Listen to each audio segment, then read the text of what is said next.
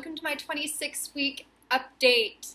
I am 26 weeks pregnant and the baby is the size of a butternut squash. Something that I read said that he is 1.5 pounds, and some apps say that it's 2 pounds, so we're saying like somewhere around there, somewhere between 9 and 13 inches. That's also, different apps are saying different things, but nonetheless, he's definitely growing, definitely getting big. I can tell that my belly is growing at an insane pace, which is all really, really exciting. So I'm going to keep this kind of short. I only have one kind of major update that I wanted to share with you guys. I was suffering from a ton of itching that I think I've complained about before, and that itching was mainly down my legs, on my wrists, not necessarily on my palms or the bottom of my feet, so my doctor was not super concerned, but at one point the itching got so severe that I was just freaking out. I called my doctor and I was like, hey, I don't know what to do about this. Like, it is getting so bad that I was like scratching myself until I was bleeding. It was like waking me up at night. It was like absolutely insane. And no amount of anti-itch cream or baths or, you know, anything would really make it go away. So it was like absolutely making me feel like a crazy person and feeling like I was losing my mind, because who freaks out that much about itching? But it was like, it was so bad that I just didn't know what to do about it.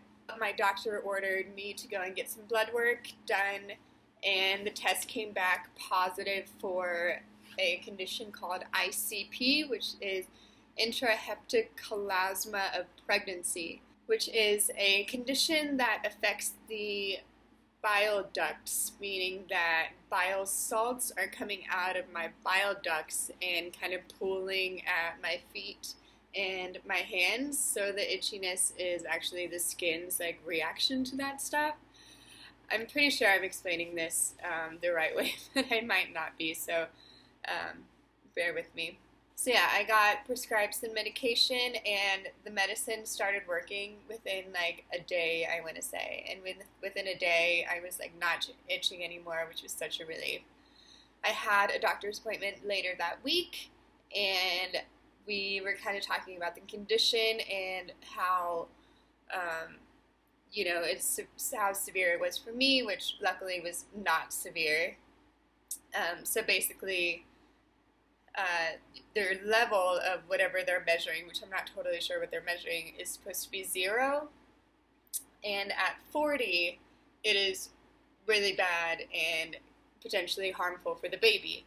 I was a 6, so it was nowhere near the point of being harmful for the baby or harmful for me, besides the unfortunate itching situation. So I was glad that we were able to figure out what it was so that I could get some relief from it finally, but also happy that the levels weren't high enough for it to be, you know, a major concern for the baby's safety or anything like that.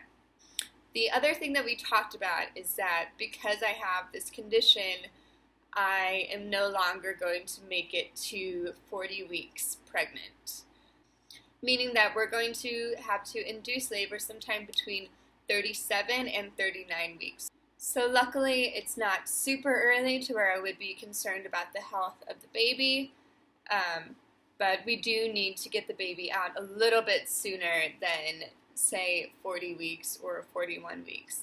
The reason being, and actually this is really interesting that I learned, but the placenta has a shelf life of potentially, you know, 40, 41, whatever weeks. If you're being really bad and doing things like drugs, drinking, whatever, the placenta has more stuff to filter out, I guess.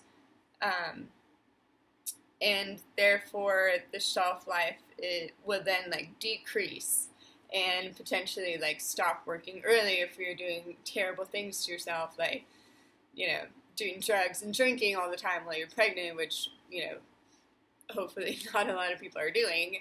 But in my case, the placenta has this other job now of filtering out these bile salts that are in my body, so potentially could stop working a little bit earlier. So they are going to take my blood again at my next appointment, which is in 2 weeks, and see if the levels have gone down, if they've stayed the same, or if they've gotten higher. In the case that they've gotten higher, we will induce at the earlier side of that, so say potentially 36, 37 weeks. If they are somewhere, close to what they already are, then it'll be somewhere in the middle, like 37, 38 weeks. And if they have gone away, then it'll be at the later point, like 39 weeks. She said that she would probably induce me at the very, very latest 39 weeks, regardless of what happened. Obviously, an induction is not the ideal way to have a baby. And people say that with an induction, labor comes on, harder and stronger and more painful and all that stuff. But I've already gone through labor one time, and that's like what my experience is. So I don't know, any other labor than that. So I'm not particularly scared about that. And it's not early enough to really, really be concerned about the baby. If it was, 27 weeks, then that would be, more scary for me. So overall, I'm happy that I don't have to suffer anymore, and I'm happy that we figured out finally what it was after, 2 months, and I'm glad that the levels aren't high enough to harm my little baby. And yeah, I feel pretty content about it.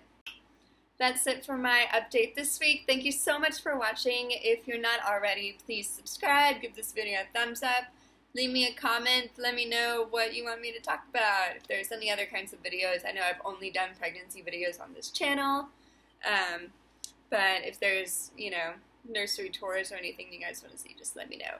And I hope you guys have a fantastic week, and I will talk to you soon. Mwah!